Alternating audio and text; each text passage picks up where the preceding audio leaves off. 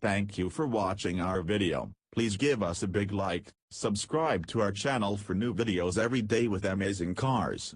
Leave us your opinion in the comment section on the video. Thank you. Crude oil is a commodity valuable enough to warrant bloodshed, a fact we Americans are all too familiar with by now. As the world's most easily accessed oil reserves disappear, we reach ever higher for our fruit, extracting oil from tar sands in the sea floor. Our thirst for petroleum products will strain this natural resource to the breaking point, and we may one day find ourselves parched. Now, I'm not saying the globe's oil reserves are on the brink of drying. I am no petroleum industry expert. Because of our global climate condition, however, I believe we must be prepared for a future independent of oil, regardless of the ramifications it has for our love of old cars. Try as we might to save the Otto cycle, policymakers may push planned bans on the sale of new internal combustion cars down a slippery slope, at the bottom of which we might not find our classic gassers grandfathered in. I am just as disinterested as any car enthusiast in turning my MR2 into a garage ornament, so I welcome any salvation I am offered for my love of driving. One hope of mine is the option of EV conversion. While my goal is to maintain the Toyota Turbo 4 heart of my car, the contingency plan is that if battery power, a possibility inspired by EV, an electric Ford Fairlane, which I spotlighted not long ago. EV was commissioned by a renewable energy producer, Mercury, based in New Zealand, and is used for promotional purposes. I spoke to Mercury for more information on EV, such as the car's construction and driving experience, to reassure myself that my worst nightmare, a transplant of an electric motor into my MR2, is maybe not so bad after all. Between today and the day I may be forced to charge up rather than fill up, battery and dev tech is sure to leap further than I can fathom, but EV is already not wanting for acceleration. Maximum possible output of the motor is said to be 228 horsepower, 170 kilowatts, but output is limited to 148 horsepower, 110 kilowatts, to prevent the motor's 391 pound-feet, 530 newton-meters, of torque from launching the drivetrain, all factory from the torque converter back. It's not much power for a car that weighs 2.2 tons, but according to acceleration figures given to the Drive by Shannon Goldstone, spokesperson for Mercury, EV is faster than one may expect from numbers alone, and could go faster with upgraded components.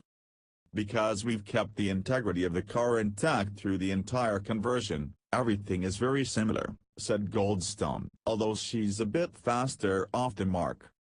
We haven't undertaken any official testing yet, but we've done some practice runs, and it tends to land between 9 and 11 seconds, depending on human response, Goldstone said. The current Scott Drive controller we're using gives us about 50 kilowatt-hours. If we increase this to the latest version in the works, 150 kilowatt-hours, EV would theoretically be 3 times as fast. But with the original gear still in the car, this could cause some issues, so we wouldn't do this. Fast enough to keep up with traffic, but not enough to get you into trouble, just like the car's original engine. But with classic carbureted engine rumble gone, how was the driving experience impacted by the lack of an internal combustion engine? Is it better, or is Evie less refined than when she left the Ford factory? The biggest change is that there's no exhaust fumes now. She's driving on 85% renewable homegrown electricity rather than imported fossil fuel, Goldstone said. Distribution of weight was a big factor in getting her roadworthy. She might be a 1957 classic, but she needs to comply with today's braking and steering standards.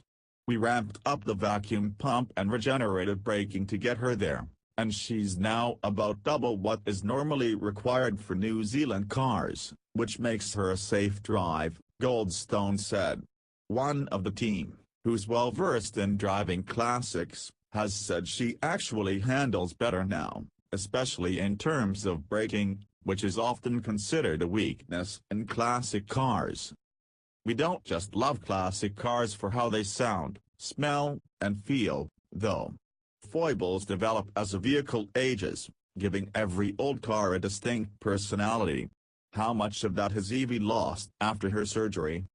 We think that most of the things that make her endearing we've kept, from the original upholstery to the tailpipe, although no dirty fumes come spilling out of that anymore. The bench seating, including the challenge of a larger framed person sliding in behind the wheel, remains a quirk this car shares with many of her vintage, Goldstone said. Backseat passengers also don't have the leg room those with modern cars are used to and expect, but the character comes from the wind in your hair with the roof down, and that remains an endearing feature. The mechanics of the roof retracting have been retained and can be seen as a quirk, but also an impressive design feature that still inspires awe as the top lifts and folds back into the trunk, or boot, as we call it in NZ.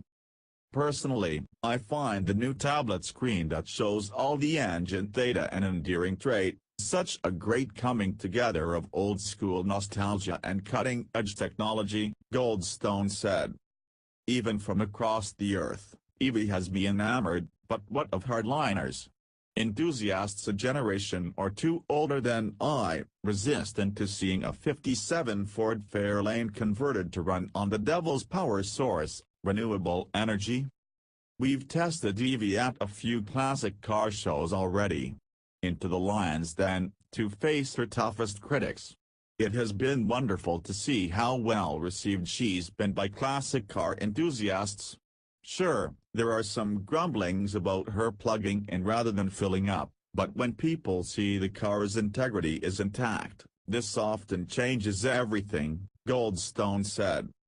We like to say that all we've really done is given her a longer life by taking out the heart of the car, her engine, which was old, and not original anyway, and given her a new, cleaner heart. We've set this classic up for another 60 years.